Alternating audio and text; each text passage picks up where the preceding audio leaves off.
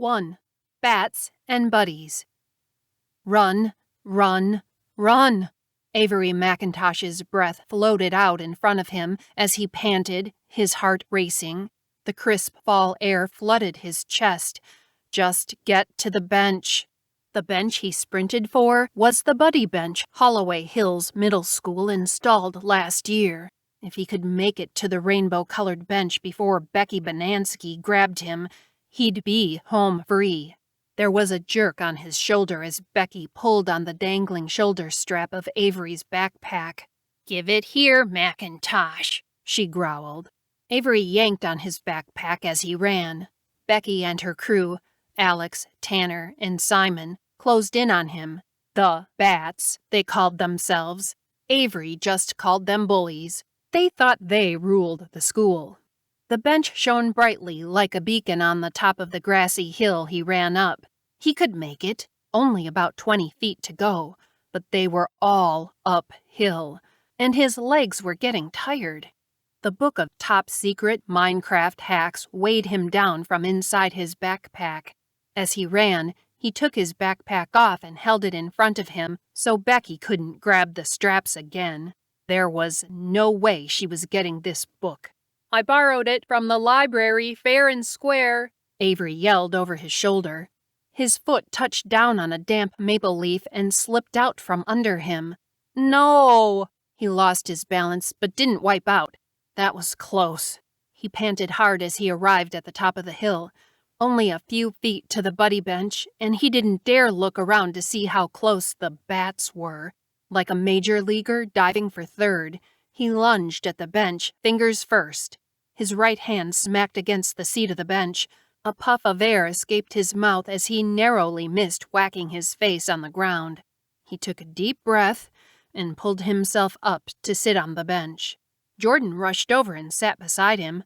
"Hey, Avery," she said as if nothing was out of the ordinary. He swore she lurked around the corner, just waiting for someone to sit on the bench so she could join them and show them they had a friend.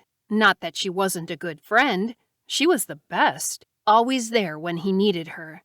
"Hi, Jor. You may have won this time, Mcintosh," Becky cut him off. "But you haven't won the war." Avery frowned.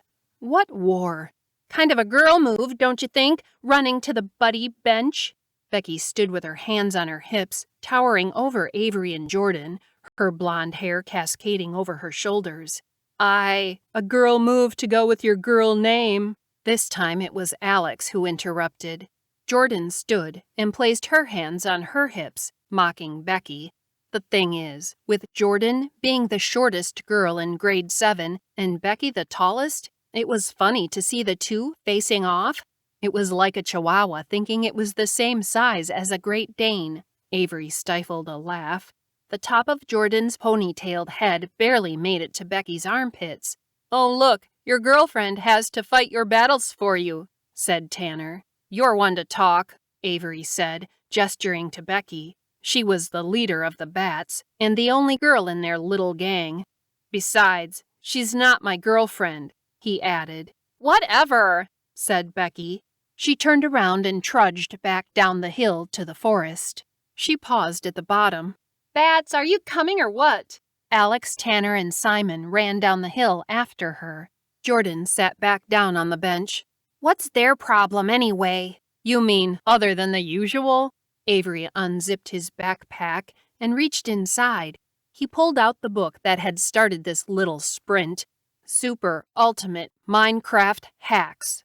There was a picture of Steve on the front. He had his finger to his lips as if to say, "Shh," even though crafters didn't have fingers. "Whoa!" Jordan's eyes were as wide as Oreos, just as dark, too. Her mouth gaped while she stared at the book. It seemed like she wanted to reach out and touch it. "Here," Avery handed her the book. "I just happened to be in the library when Mrs. Harriet put it on display. They just got it." Avery puffed out his chest, proud to be the very first student to borrow the book.